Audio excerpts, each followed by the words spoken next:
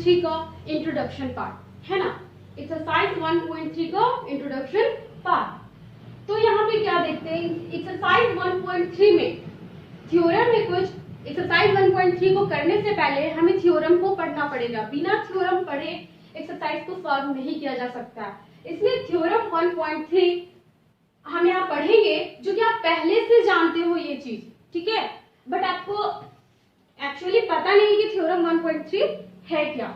यहाँ पढ़ते हैं, let P be a prime number, let P be a prime number. P क्या है, प्राइम नंबर है, माना है। If P divides A, P divides A means P क्या, प्राइम नंबर अगर डिवाइड करता है ए स्क्वायर को, देन पी डिवाइड्स ए, तो पी किसको डिवाइड करेगा, ए को भी डिवाइड करेगा। Where A is a positive integer, जहां पे क्या है, पी एक क्या है, पॉजिटिव, सॉरी ए एक क्या है, पॉजिटिव इंटीजर है। यहाँ पे बोल रहा है कि अगर इस थ्योरम में है क्या, इस थ्योरम में कुछ नहीं है, बस छोटा सा चीजें समझने के लिए कि अगर पी स्क्वायर डिवाइड करता है ए को, पी स्क्वायर क्या है, प्राइम नंबर, प्राइम नंबर क्या 2 3 5 है ना, जो सिर्फ वन और इटसेल्फ से ही कटता है, उसका वन और इटसेल्फ ही उसका क्या होता है, फैक्टर होता है। अगर प्राइम नंबर, ठीक है, सॉरी p डिवाइड्स ए स्क्वायर है ना, अगर ए स्क्वायर p से डिवाइड होता है, ए स्क्वायर किससे डिवाइड होता है, p से, जहां पे a क्या पॉजिटिव इंटीजर है, मीन्स 1 2 3 4 से लेके प्लस इंफिनिटी तक कुछ भी हो सकता है। अगर a स्क्वायर डिवाइड होता है p से, तो इस थ्योरम में कहा है तो a भी डिवाइड होगा p से, बस यही तो है। अब यहाँ पे है क्या, तो इसको एक एग्जांपल से समझेंगे तो ज्यादा अच्छे से समझ में आएगा, ठीक है। फॉर एग्जांपल, अगर आप a का वैल्यू यहाँ पे 2 ले लो फॉर एग्जांपल, तो जब a का स्क्वायर करोगे तो क्या आएगा, 2 का स्क्वायर 4। तो यहाँ पे बोला है कि अगर p डिवाइड करता है a स्क्वायर को, p प्राइम नंबर और a स्क्वायर मेरा क्या मान लो 4 है, तो प्राइम नंबर 2 है, 2 से ही डिवाइड होगा ना, 2 2 जा 4, अगर डिवाइड हो जा रहा है ये 2 से, तो बोल रहा है कि ये p जो है, यानी कि p मीन्स ये 2, वो डिवाइड आल्सो डिवाइड करेगा किसको, इस a को मीन्स इस 2 को डिवाइड करेगा, हाँ 2 1 2 बिल्कुल करेगा। तो ये थ्योरम आई थिंक आपको क्लियर हो गया होगा।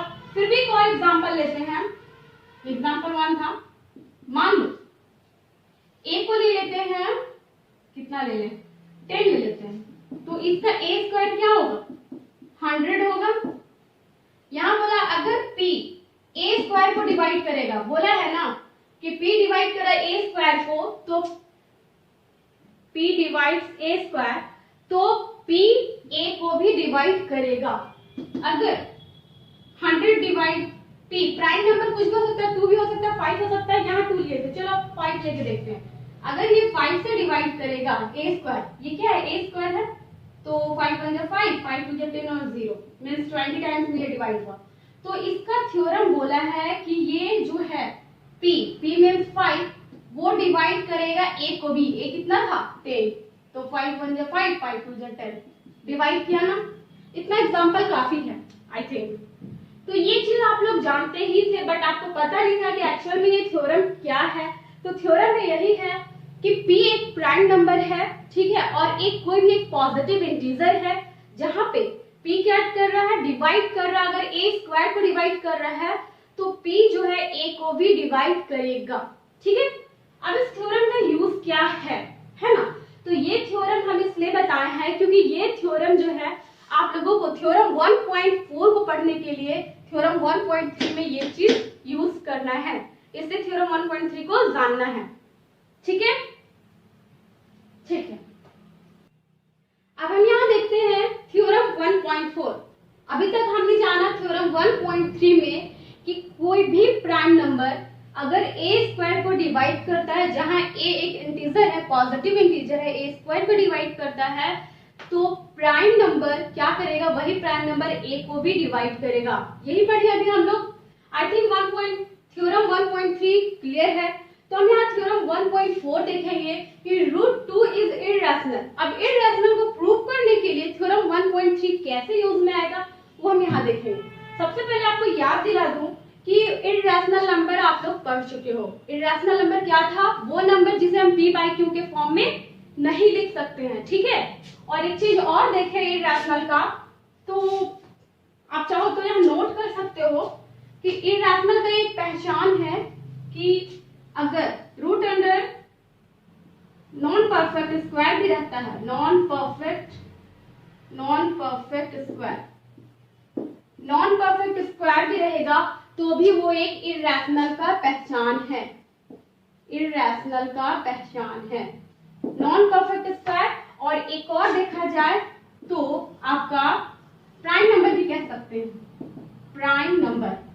जैसे कि आपको बता दे कि प्राइम नंबर में क्या हो सकता है, प्राइम नंबर में क्या क्या आता है, 2, 3, 5 है ना, जिसका सिर्फ 1 और इट्सल्फ फैक्टर होता है, 7 है ना, उसके बाद 11, इतना ही रखते हैं, बहुत सारा होता है। तो जब इसका अगर ये प्राइम नंबर रूट अंडर है तो इसका एक पहचान है कि √2 मीन्स √3 है ना, ये प्राइम नंबर, √5, √7, √11, ये सारे के सारे क्या है, मेरे इर्रेशनल नंबर है, ये पहचान है, ठीक है। और नॉन परफेक्ट स्क्वायर का मतलब जिसका परफेक्ट स्क्वायर निकल के नहीं आता है, मीन्स इसके अंदर तो √2 भी आ जाएगा, √3 भी आ जाएगा, √4 नहीं होगा क्योंकि √4 का क्या हो जाता है, 2 हो जाता है स्क्वायर रूट, तो √5 हो जाएगा, √6 भी होगा, भले √6 क्या है, 6 क्या है मेरा प्राइम नंबर नहीं है, लेकिन √6 का क्या है, आपका परफेक्ट स्क्वायर नहीं निकल के आता है, इसे √6 भी होगा,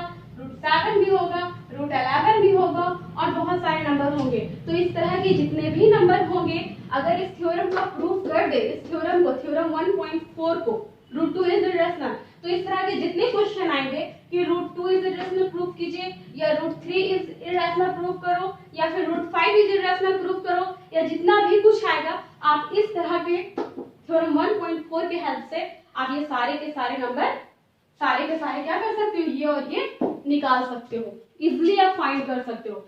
तो हम यहाँ देखेंगे थ्योरम 1.4, ठीक है, मैं इसे रब कर दे रही हूँ।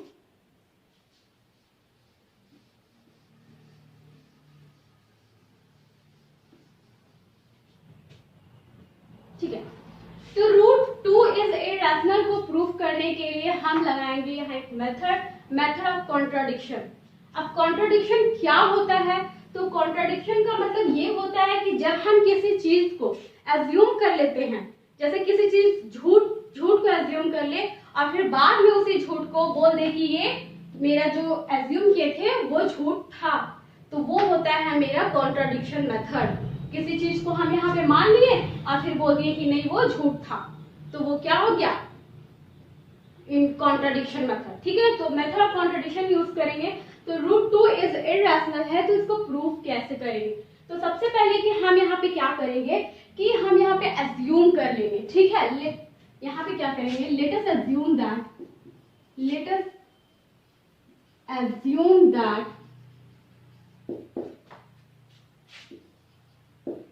to the contrary, let us assume that to the contrary that, क्या एज्यूम करेंगे, अभी बताएं, कॉन्ट्राडिक्शन मेथड का यूज करेंगे। मीन्स √2 यहाँ इर्रेशनल है, तो हम क्या मान लेंगे, झूठ मान लेंगे कि √2 इज रैशनल, √2 इज रैशनल। हम यहाँ पे क्या मान लिए कि let us assume that to the contrary that √2 is rational, ये चीज एज्यूम कर लिए। तो यहाँ पे देखो √2 is equal to a by b, जहाँ पे b क्या है, नॉट इक्वल टू 0। आप पढ़ चुके हो ना, रैशनल नंबर में क्या होता है, p बाय q के फॉर्म में रहता है, जहाँ q नॉट इक्वल टू 0 रहता है। तो हम यहाँ a भी माने, यहाँ पे यहाँ लिख दो कि a एंड b आर को-प्राइम्स, को-प्राइम्स।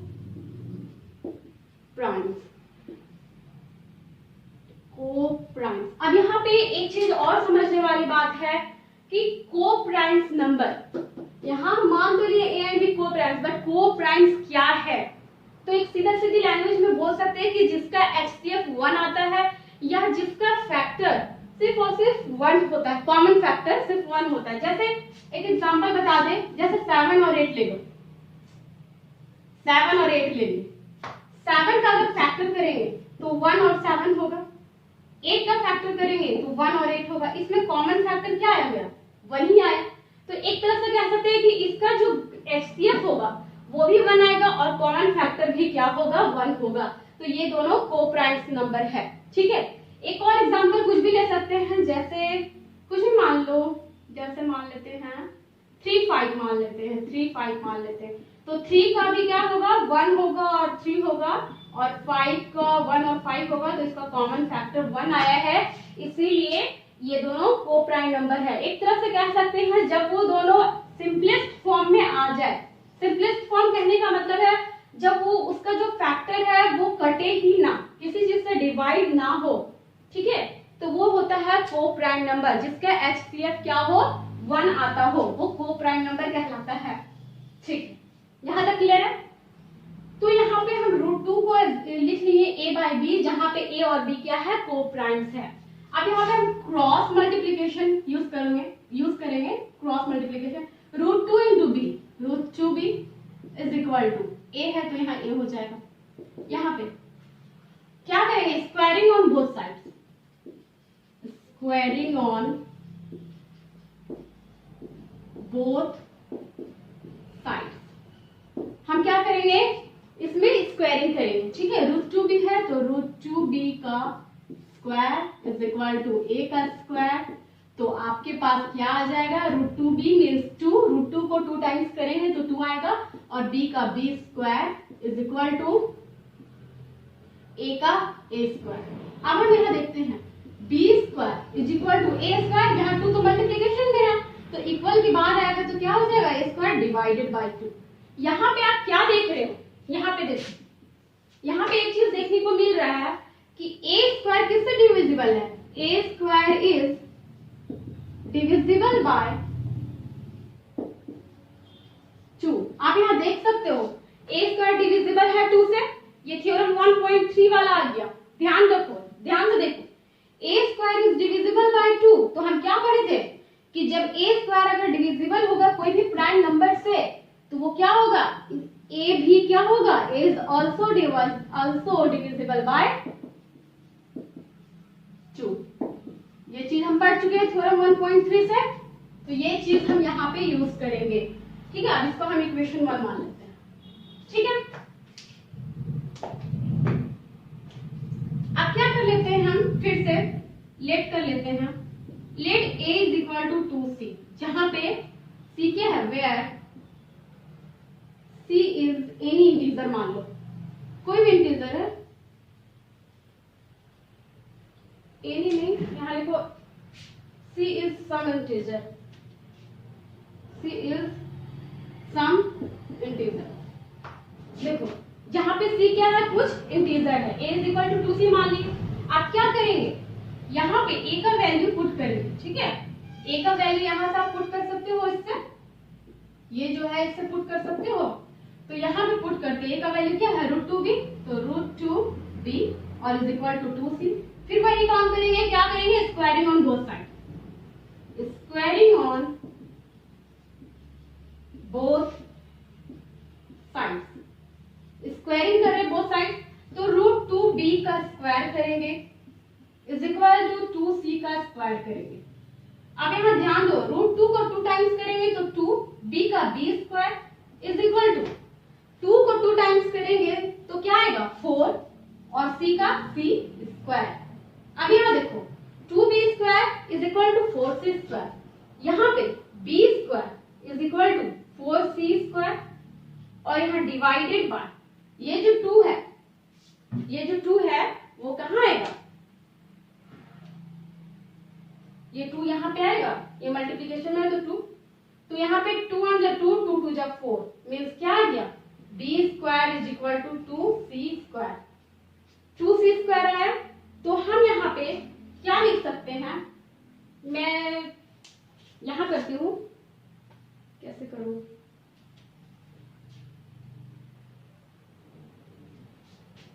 अच्छा यहाँ पे b square is equal to 2c square है, तो इस c स्क्वायर को यहीं पे रहने देते हैं, c स्क्वायर को रहने देते हैं, और b स्क्वायर और ये 2 मल्टीप्लीकेशन में इधर आएगा तो डिवाइड में होगा, यानी b स्क्वायर बाय 2।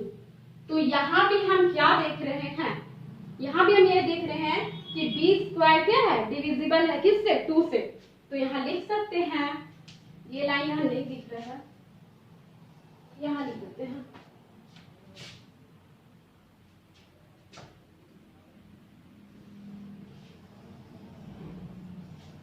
देखिए यहाँ पे B square is equal to 2c square means कि यहाँ पे हम क्या लिख सकते हैं कि 2c square is equal to B square, इसको ऐसे लिख सकते हैं, ऐसे लिख सकते हैं। और यहाँ पे c square is equal to क्या हो जाएगा, बी स्क्वायर, और 2 मल्टीप्लीकेशन में तो इक्वल किधर, डिवाइडेड बाई 2। यहाँ भी हम क्या देख रहे हैं कि बी स्क्वायर किससे डिविजिबल है, B square is divisible by 2, divisible by 2। तो जब बी स्क्वायर अगर डिविजिबल होगा कोई प्राइम नंबर 2 से, तो बी भी डिविजिबल होगा, B is also divisible by 2। ये थ्योरम 1.3 कहता है। आई थिंक आपको यहां तक क्लियर होगा, ठीक है। अब इसके बाद यहाँ पे एक गौर करने वाली चीज है, ये इक्वेशन 1 है, ये इक्वेशन 2 है। अब इन दोनों इक्वेशन से हमको क्या मिल रहा है, यहाँ पे देख रहे हैं कि जो a स्क्वायर है, a स्क्वायर अगर 2 से डिविजिबल, यहाँ देख रहे हैं कि a क्या है, डिविजिबल है 2 से, b भी क्या है, डिविजिबल है 2 से। तो a भी डिविजिबल है 2 से और b भी डिविजिबल है 2 से, मींस a का फैक्टर है 2 और b का फैक्टर है 2। बट यहाँ पे हम तो a और b को क्या माने थे, को प्राइम माने थे, जिसका फैक्टर सिर्फ 1 था, कॉमन फैक्टर तो सिर्फ 1 था, वो डिविजिबल नहीं था किसी से। तो यहाँ पे क्या देखने को मिला कि 1 और 2 में कॉमन फैक्टर 2 निकल के आया है, मतलब जो हम कॉन्ट्रडिक्शन मान रहे थे ऊपर वो रॉन्ग था। तो यहाँ लिखेंगे from equation 1 and 2 we have, क्या देखने को मिलता है, फ्रॉम इक्वेशंस 1 और 2 से क्या देखने को मिलता है कि क्या है, a and b, we have a and b have a common factor, a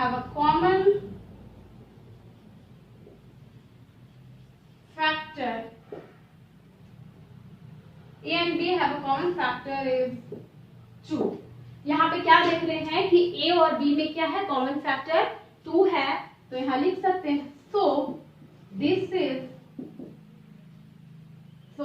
is so common factor is 2, common factor 2, ठीक है, common factor 2। so this contradiction is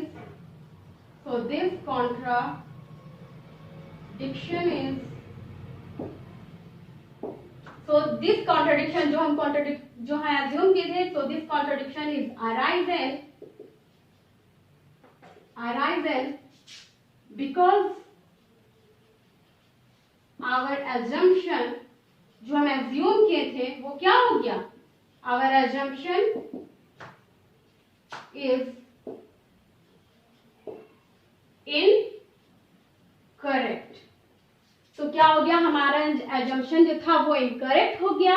तो हम यहाँ लिख सकते हैं कि क्या लिख सकते हैं, so this contradiction is arisen, so therefore root 2 is rational, so rational। यहां तक आई थिंक आपको क्लियर होगा। सॉरी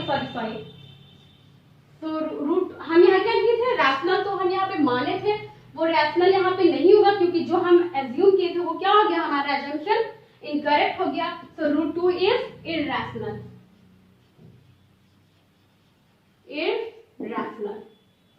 ठीक। आई थिंक आपको यहाँ तक अभी तक क्या हो गया होगा, क्लियर हो गया होगा, क्योंकि यहाँ पे कुछ भी नहीं था। जब रूट 2 को इरैशनल प्रूव करना है तो यहाँ पे हम पहले क्या किए, ए और बी को प्राइम, सबसे पहले तो रूट 2 को हम एज्यूम कर लिए कॉन्ट्रेरी मेथड से कि वो एक रैशनल नंबर है, ठीक है, रैशनल नंबर है। और उसी झूठ को फिर क्या किए, यहाँ पे रॉन्ग दिखा दिए कि इसका कॉमन फैक्टर 2 आ रहा है, इसका मतलब कि जो हम माने थे कि को प्राइम है वो रॉन्ग है, क्योंकि A and B have a common factor 2, so this contradiction is arising because our assumption is incorrect. So root 2 is irrational. I think आपको ये क्लियर हो गया होगा थ्योरम 1.4।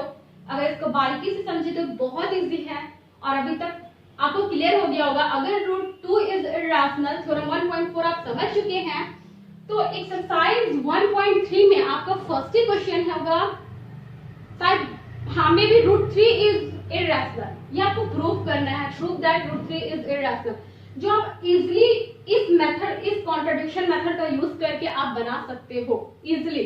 तो रूट 3 रहे या रूट 5 रहे या रूट 6 रहे या रूट 7 रहे, आप सारे इसी मेथड का यूज करके कॉन्ट्रडिक्शन मेथड का यूज करके आप इजिली वे में बना सकते हो। ठीक है, thank you, have a nice day.